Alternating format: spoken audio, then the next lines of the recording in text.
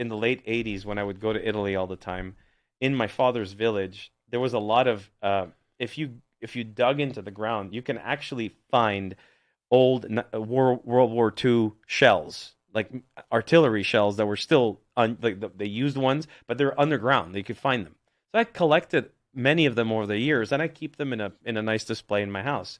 But those are rare. Those are really rare. They're anti-aircraft American shells that were used against the Germans.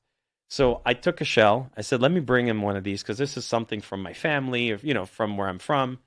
And I get to the airport, and in the security, they stop it. I was going to ask you how that went. And it's an empty shell. And I read about it, and you're allowed to do it, but you're not. You're allowed to do it on paper, but apparently you're not allowed to do it at the airport.